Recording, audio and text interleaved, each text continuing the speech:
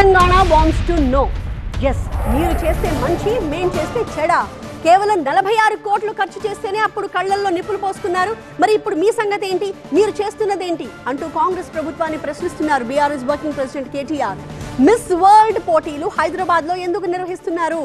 200 కోట్ల ప్రజాధనాన్ని ఎందుకు దుర్వినియోగం చేస్తున్నారు? రేవంత్ సర్కార్ దీనికి సమాధానం చెప్పాలి, రాహుల్ గాంధీ కూడా స్పందించాలి అంటున్నారు కేటీఆర్. ఇంతకీ మిస్ వరల్డ్ పోటీలపై బీఆర్ఎస్ కున్న అభ్యంతరాలేంటి? మరి దానికి అధికార పార్టీ ఇస్తున్న ఆన్సర్ ఏంటి? హైదరాబాద్ బ్రాండ్ ఇమేజ్ ని పెంచడానికి, తెలంగాణ పర్యాటక రంగాన్ని అభివృద్ధి చేయడానికి హైదరాబాద్ లో 72వ మిస్ వరల్డ్ పోటీని నిర్వహిస్తోంది కాంగ్రెస్ ప్రభుత్వం.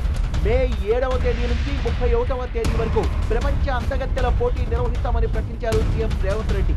ఈ పోటీలకు 140 దేశాల నుంచి ప్రతినిధులు హాజరవుతున్నారని, ప్రపంచవ్యాప్తంగా ఉన్న మీడియా అంతా తెలంగాణకు వస్తోందన్నారు. తెలంగాణ టూరిజాన్ని ప్రపంచానికి పరిచయం చేస్తామన్నారు ముఖ్యమంత్రి.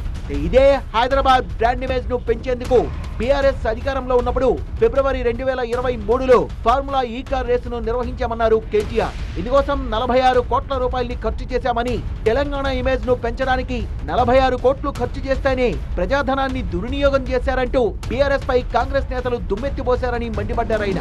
మరి ఇప్పుడు కాంగ్రెస్ ప్రభుత్వం 200 కోట్ల ప్రజాధనాన్ని ఖర్చు చేయడం ఎంతవరకు సమంజసమంటూ నిలదీశారు. తెలంగాణ ప్రభుత్వం మిస్ వరల్డ్ పోటీల కోసం 200 కోట్లు ఖర్చు పెట్టడంపై కాంగ్రెస్ అగ్రనేత రాహుల్ గాంధీ స్పందించాలంటూ డిమాండ్ చేసిన కేటీఆర్, బ్రాండ్ ఇమేజ్ పేరుతో 200 కోట్ల ప్రజాధనం వృధా చేస్తున్నట్టు కాదా అని ప్రశ్నించారు. ఫార్ములా ఈ కార్ రేసుకు ఖర్చు చేసిన 46 కోట్ల రూపాయల్లో ఒక్క పైసా కూడా అవినీతి జరగలేదన్న బీఆర్ఎస్ వర్కింగ్ ప్రెసిడెంట్ కేటీఆర్, తాము హైదరాబాద్ బ్రాండ్ ఇమేజ్ ని పెంచామన్నారు. అయినా సరే తనపై తప్పుడు కేసుల్ని నమోదు చేశారన్నారు. మరోవైపు కేటీఆర్ వ్యాఖ్యల్ని ఖండించిన కాంగ్రెస్ నేతలు, తమ ప్రభుత్వానికి పేరు రావడం బీఆర్ఎస్ కు ఇష్టం లేదన్నారు.